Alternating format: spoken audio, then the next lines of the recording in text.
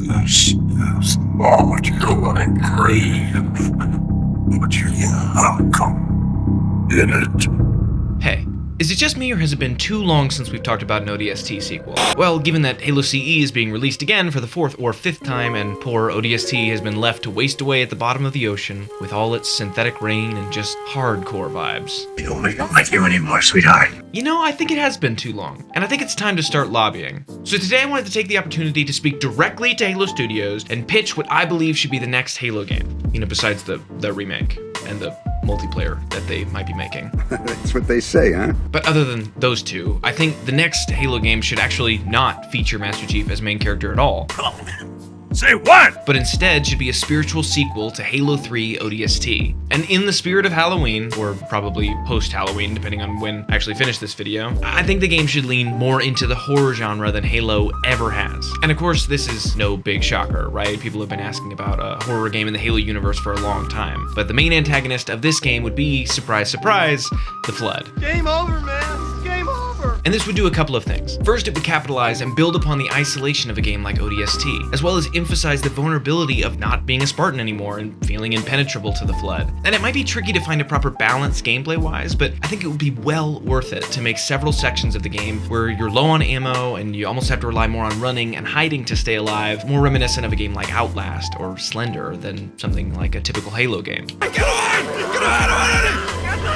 Another thing is I would love to see it available as not just a normal Halo game, but also with the possibility of playing it in VR. This might just be because I got the Quest 3 recently and downloaded the Combat Evolved VR mod, but holy crap, even in those old graphics, standing next to a life-size Elite and seeing how freaking tall they are is terrifying. It would be a perfect official Flood horror game if it was released in VR. And I think it would also be pretty fresh to see the series finally expand beyond just traditional consoles and controllers. Okay, so I don't have to make the argument why we need a Flood horror spin-off game or a sequel to ODST. Clearly that's something that the community has wanted for a long time. But this specific pitch I think will help to push Halo Studios in the right direction, because we're gonna be optimistic and say that Halo Studios is subscribed to my channel and they're just waiting for this video, right? That's right. Right? Okay, so anyway, let me lay out the structure of this pitch. I'm gonna make it a little bit like my Halo movie pitch from about a year ago, giving you a general plot overview and then pointing out thematic connections to other works and how the characters grow throughout the piece, as well as walk you through some specific scenes I've outlined and written to demonstrate some emotional beats that I think would be possible with a story like this. And of course, Halo Studios, this is just a rough draft, feel free to take liberties with the details. Okay, so first things first, this story takes place during the mission Floodgate in Halo 3. And now I'm definitely familiar with the details of Halo's story and lore, but I am nowhere near Hidden Xperia levels, so please grant me some grace if I miss something here or there. But it's my understanding that from the time the Flood ship crashed on Earth to when the shipmaster glassed the city of Voy in Halo 3, the Flood would have been on Earth for about 6 hours or so. And the entirety of this story takes place during that time. So let's get into it. The story starts with a conversation between the shipmaster and Lord Hood directly following the Flood crashing to Earth. The shipmaster explains that there is nothing left to do but get as many people off of Earth as possible and glass the entire planet. Lord Hood explains that this is not an option for them and that they have to find another way. So they're arguing back and forth, and then they're interrupted by an Elite who explains that something is jamming their Covenant comms and technology, making this argument irrelevant because they'll not be able to use their ship to glass anything if whatever is jamming the signal isn't stopped. So this is the inciting incident. Someone's got to go down into the city, find the problem, and fix it. The next scene establishes our new team of ODSTs will play as in the game, as Miranda Keyes is giving them their assignment. Okay, and just a brief side note on the fact that I'm using new ODSTs and not the ODSTs from the original game. Part of the reason is because of where it takes place in the timeline and the epilogue of ODST. A lot of it would kind of change the suspense of this game and give them too much plot armor. I also think part of what made ODST special in the first place is that it was willing to tell us a story with these new characters that only lasted for one game, a lot like Reach. Now maybe you disagree with that, maybe you don't. That's the reason I went with this, but I think you could still tell a similar story if you wanted to use the same characters from ODST. Anyway, back to the story. Their assignment is to drop down into the city of Voy, locate whatever is jamming the Covenant technology, and destroy it so that they can glass the city of Voy and save the rest of Earth from the spread of the Flood. Okay, so now our new characters are as follows. Blake, he's the main protagonist and takes a similar, mostly silent role to parallel the rookie from the original game. Second, we have Angel. And Angel is an ODST driven to serve and follow in her parents' footsteps who died in the line of duty during the events of Contact Harvest. Next, there's Rin. And Rin is a cocky tech bro who's good at cracking codes and cracking wires. That's basically his whole MO. And lastly, there's Dom. So Dom is the leader of the team who decides to stay with Blake to help him navigate Voy and find clues throughout the city, since Blake is new to being an ODST. This initially initially juxtaposes the isolation from the last game's Mombasa streets before Blake loses Dom when they're hiding from a crowd of Flood, and the rest of the game becomes partially about completing the mission and partially about him finding Dom. Okay, so back to the scene I was setting up with Miranda. Cut to a drop bay aboard a UNSC ship. Miranda Keyes paces before an ODST squad. Blake, silent, adjusting gear. Angel, polished armor, looks at a small locket which we see contains a photo of her parents before closing it and stuffing it in her vest. Dom, leaning casually. Rin, tinkering with a gadget. Pods line the wall, humming ominously. The bay shakes from orbital turbulence. Miranda. Alright, Helljumpers. Timeline. Flood crashed in Void approximately 1 hour ago. Someone or something is disturbing the Covenant tech, making containment currently impossible. Your mission? Drop into the city, evade the parasite, locate the jammer blocking Covenant glassing, and destroy it before returning to the ship. Rin, looking up from his data pad, smirking. So we're dropping in with what? Pep talks and pistols? Our visors won't even spot those things in time. This is a one-way ticket, Commander. Suicide with extra tentacles. Dom, chuckling, punching Rin's arm lightly. Easy, tech boy. We've jumped worse. Angel, nodding seriously. My folks jumped into Hellfire and held the line. Who's to say we can't do the same? Rin, rolling eyes. Yeah, no offense, Angel, but I'm all for living to fight another day. This feels like throwing meat to the grinder. Lord Hood, over intercom, stern. Don't argue, kid. You signed up for this. Every second we debate, the Flood digs deeper. Rin, muttering to Dom. Kid? Dom. I think he's got you mixed up with the new guy. Dom gestures to Blake. Miranda, sharp, stepping forward. Enough. Rin, being a soldier means being willing to give your life for the greater good. She pulls out her father's Medal of Honor she received at the beginning of Halo 2, polished but dented, tosses it to Rin, something my father knew well. Rin, catching it, examining. Fancy tin. Rin meets eyes with Miranda and acknowledges her seriousness, tossing it back to her. Keep it. Might need it for your next pep talk. Squad boards pods. Banter continues over comms as seals hiss shut. Shakes intensify. Dom. Blake, you good? Remember, if you see something, ping us. Got your back, kid. Blake. Calm. Copy. Angel. Stay sharp. Listen for the whispers, then shoot first. Rin. Whispers? Great. Now I'm paranoid. Keyes, do me a favor. At least remember us when you're living it up in the greater goodness or whatever. Miranda. Small smile. I will.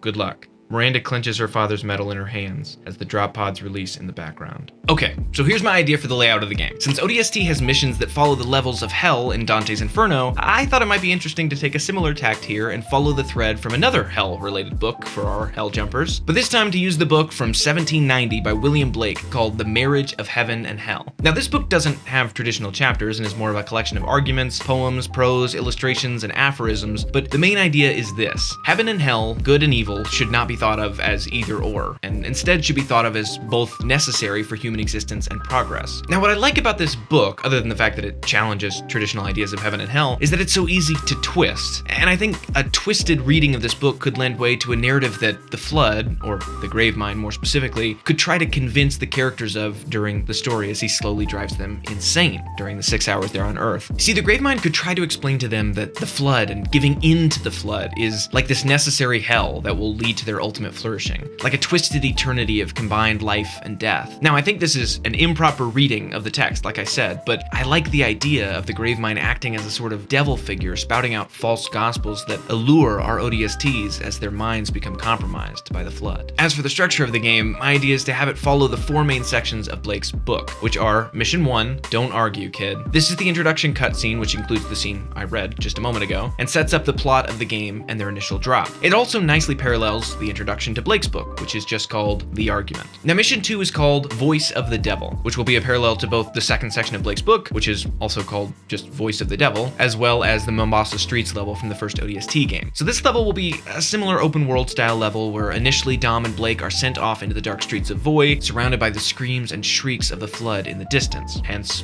Voice of the Devil, while they attempt to gather clues and find information that they can give to Angel, who's investigating in a nearby hospital where an explosion went off during the Flood's initial landing, and Rin, who is exploring the Flood ship itself to collect data. Now, I want the first part of this mission to be both Blake, who the player is playing as well as Dom, so together they can kick more ass and provide some of that familiar Halo power trip feel before the horror turns up in the next mission. And at the end of this mission, after we find a clue we can send to Angel over the comms, we see a huge horde of Flood that Blake and Dom have to hide from, in which, in the heat of the moment, separates them. And after the horde clears away, Blake hears a panicked Dom calling for him in a nearby building, so he follows this voice inside until the voice stops calling eventually, and then he's in a building and realizes it's covered in flood. We drop back into the game and have to shoot our way out of this place, guns a-blazing, just us this time. Just imagine the last wave of a flood firefight in ODST. This is when we start to realize that either the flood is messing with their minds, or they can imitate voices, or something kind of creepy and abstract is going on. This, of course, leads us into our next mission, which is called Memories. And this parallels the third section of the Marriage of Heaven and Hell, which is called Memorable Fancies. And this section is meant to be the most horror game-like section of them all. This mission will include most of the Gravemind's twisted narrative in it, as he tried to convince Angel that she can be with her parents again in spirit and in mind if she allows herself to succumb to the flood and shake the tyranny of her current mortal existence. Much like the devil in William Blake's book is meant to be seen as a hero that shook the tyranny of God and went his own way. Again, this isn't a perfect parallel on purpose. The Gravemind is warping this idea instead of presenting the full truth William Blake is trying to hint at in his book. Okay, so one thing I thought would be cool to add is something that, I don't know, just freaks me out for whatever reason. I don't know if I share this with anybody else, but did you guys ever hear those like weird emergency broadcasts that would show up on the radio or would interrupt TV when you were watching cable when you were younger, and it would do that creepy sound effect?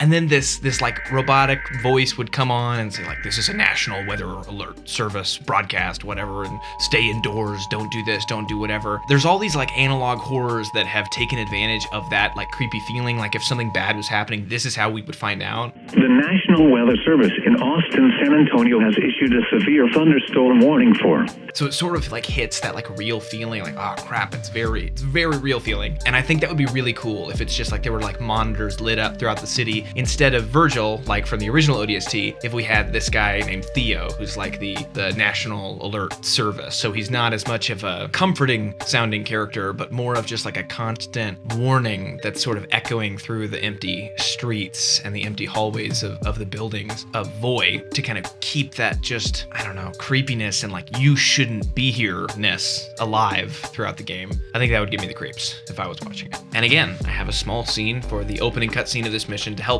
set the horrific mood. So here goes. Interior, abandoned hospital, lobby, night. The lobby is a nightmare of decay. Overgrown biomass pulses faintly on the walls like veins in a living body. Blood-smeared tiles reflect the erratic buzz of the dying red emergency lights that flicker and paint the environment. Rain hammers against cracked windows outside, but inside the air is thick, stagnant, heavy with the metallic tang of rot. Angel, stoic in her ODST armor, wing emblems faded, pushes through the shattered doors, her rifle raised, visor scanning the gloom. Her breaths are measured, but her grip tightens. Angel, muttering to herself, voice steady but edged. This place is a tomb. She steps forward slowly, boots crunching on broken glass. The hospital stretches into shadow-long hallways branching in the darkness. Distant drips echo, rhythmic, almost like footsteps. Suddenly, a faint voice crackles from the depths ahead. It's muffled, distorted, but familiar. Voice, off-screen, soft, warm, echoing faintly. You've come back. Angel freezes, visor tilting. Her heart rate spikes. Angel cautiously. Hello? She glances at her comms. HUD signal strong, for now. She taps her earpiece. Angel, into comms. Dom, I'm picking up a voice in the lobby. Sounds like, I don't know, a Marine? Checking it out now. Dom, comms, staticky. Copy, Angel. We'll be on standby. Yell if there's trouble. Angel lowers her rifle. The voice calls again, slower, more insistent. Voice, off screen. Come closer. It's safe here, Angel. Angel, under breath. What the hell? She hesitates, then moves forward. Slow steps, each one deliberate. The camera lingering on her boots, splashing in shallow puddles of viscous fluid. The hallway narrows, lights flickering overhead, casting long, twisted shadows that seem to reach for her. Voice, off screen. That's a good girl. Do not be afraid. Her comms HUD glitches faintly, static lines dancing. She taps it. Angel into comms. Guys? Signal's flickering. Might be interference from deeper in. No response. Static swells, then cuts out. Her HUD shows comms unresponsive in red. Father's voice off screen. Angel, I've been waiting so long. She rounds a corner into a dimly lit ward. Beds overturned. IV stands like skeletal sentinels. The voice emanates from the far end, behind a half-closed door, the light pulsing unnaturally from within. Voice crackling slightly. Rifle up. Dad? Silence lingers. Then the voice responds, slow and deliberate, laced with an undercurrent of something inhuman. A faint double echo. Father's voice. "Yes, sweetheart. It's me. I am peace. I am salvation." Angel lowers her rifle slightly, stepping closer. Suddenly, the door behind her shuts closed. A TV monitor lights up in the hospital room when suddenly Theo, the emergency broadcast alert AI for Voy, warns of containment in a warning reminiscent of an analog horror alert. Theo, loud, alert. Alert. The Department of Health in Voy, Kenya has issued a severe warning for contaminant in Voy and its surrounding regions. Stay safe. Avoid contact with anyone who may appear sick or bleeding. Symptoms include nausea, shortness of breath, feeling faint, and abnormalities of the skin. Avoid contact. Avoid contact. Theo's voice continues in the background as Angel investigates further. Father's voice, now intertwined with that of the Gravemind. "We are a timeless chorus, Angel. Join your voice with mine and sing victory everlasting." The creek door in front of her slams open to reveal a horde of Flood similar to the Rush when they're revealed in Halo CE. Angel shoots a few before her gun clicks, and she runs into the door behind her, shoving it open and bursting into the hallway. The gameplay begins again, with the player now having to find more ammunition before they can fight the Flood. Okay, so now we've got, like I said, a very traditional horror game set up here. Because instead of being able to fight the Flood for a portion of the mission, we have to find ammunition, which will be pretty sparing in this hospital, that is only lit by your flashlight and the flickering red emergency lights, not to mention that the place is crawling with Flood. And as I mentioned before, this level is where we'll deal mostly with the psychological torment of the Gravemind imitating her father's voice, getting into her head, and trying to convince her of the freedom and eternity of joining the Flood. While all the while, she's not able to find her way back out or communicate with the team since her comms are down. After this, we'll return to the Voice of the Devil mission with Blake all by himself this time, and only able to contact Rin sparingly. Though Rin will definitely make it clear that he should only be contacted if Blake has some serious intel, because the comms seem to be drawing the attention of the Flood whenever they're used. So we go through this mission, then Blake finds his next clue, which he will give to Rin, a clue of where to look on the Flood ship, and we'll move on to the next mission, called Feet First into Hell, with Rin exploring the wreckage of the Flood ship, which again is meant to parallel William Blake's book, with his third section being called Proverbs of Hell, wherein the narrator takes a visit to hell himself. So my idea for this mission would be to give us a break from the strictly creepy horror and give us more of a chance to fight the Flood and feel overwhelmed by the amount of Flood rather than powerless because of a lack of ammo. And maybe we could have objectives where Rin has to find terminals and access information, which takes a certain amount of time, forcing him to stay in one place while the Flood surround him, reminiscent of Guilty Spark leaving you parked at those giant doors that took forever to open in the library missions back in Halo CE. Also, just a side note, but I just realized 343 could be in this game. He could play some kind of part interacting with Rin or one of the other ODSTs, because when he comes back in Halo 3, it's at the end of the mission Floodgate, on Earth, on the ship. Anyway, I didn't put much thought into how that would work, it just occurred to me just now.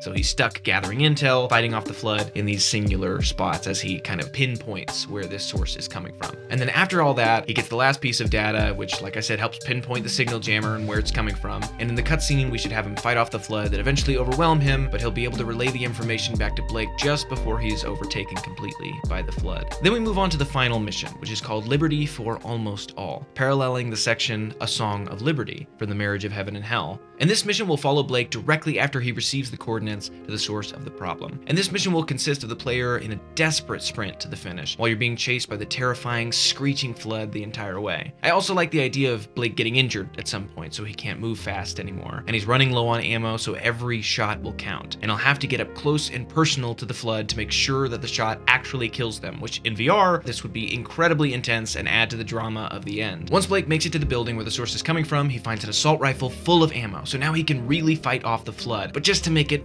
way more psychologically messed up, he starts seeing Flood forms that resemble his teammates that he believes to have fallen at this point. But he starts to realize there's too many of them for it to be real. For example, he's seeing like a Rin zombie after a Rin zombie after a Rin zombie, and then maybe even like a Miranda Keys zombie and then a Lord Hood zombie, just to further mess with his mind. All the while having them shriek at him in grotesque combinations of their voice mixed with the Gravemind, who implore him to join the Flood. Once he makes it to the roof, he finds the source of what's been disrupting the Covenant's technology. That's when we find out that this whole time, the problem has been an infected Flood engineer being controlled by the Gravemind to tamper with the Covenant systems and keep them from glassing it. After the short cutscene that reveals this truth, the Flood burst onto the roof and surround you so quick you're only able to shoot at them just to barely fight them off and keep yourself alive. So to beat this game, the only thing you can do is turn to unload on the engineer while the Flood attack you and kill you, sacrificing yourself to stop the infected Flood engineer from jamming the shipmaster's weapon so it can finally glass the city and stop the Flood outbreak. So then you destroy the engineer, we see the shipmaster learn that the ship technology is now working properly again, and in the final cutscene we see Miranda attempting to reach back out to the ODST since their comms are now fully back online, but she's not able to hear back from any of them.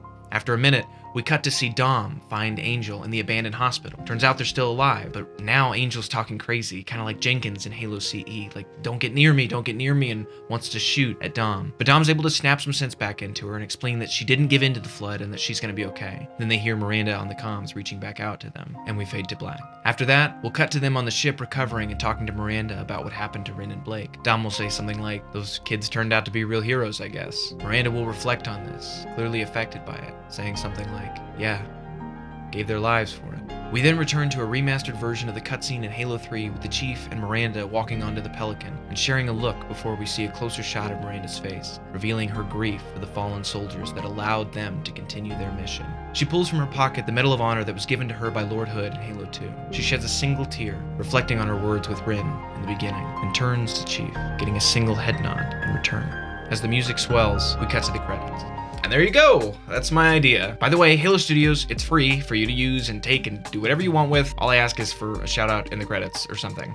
Or not even. Honestly, I would just love to see this so bad I don't even care about that. But speaking of a shout out, I also did want to mention this fan-made Halo game called Containment, which is available on PC and VR, made by Firing Pin Studios, which I should mention is literally just one guy who made an entire game by himself, which is incredible in and of itself. But it's a great game with a great soundtrack and a great atmosphere. And it's absolutely part of the reason I was inspired to make this pitch and to make this game VR in the first place, because like I said, being in a Halo game in VR and seeing the elites and all of these other enemies and how tall they are is terrifying and awesome, and I would love to see it happen made officially by Halo Studios. Anyway, thank you guys so much for the support. Also, I want to mention I am almost to 10,000 subscribers, and it's my goal to make it there by the end of the year, which I think that we can do. And as a special treat, once we hit 10,000 subscribers, Labor Larden is joining me to do a legendary run of one of the Halo campaigns. But we haven't figured out which one yet, which one we're gonna do. Feel free to voice whichever campaign you think we should do in the comments and what you'd like to see in that special. Anyway, let me know what you thought about the pitch, what you would have changed, who you would have added, if you would have kept the characters from the original, if you wouldn't have kept Flood in it at all, would you have kept a Flood horror game and the ODST sequel separate or combined them like I did? And let me know what you thought overall. Thanks for watching. This is Steve Downs, the voice of Master Chief, Spartan 117. Thank you for finishing this video on the meaning in between.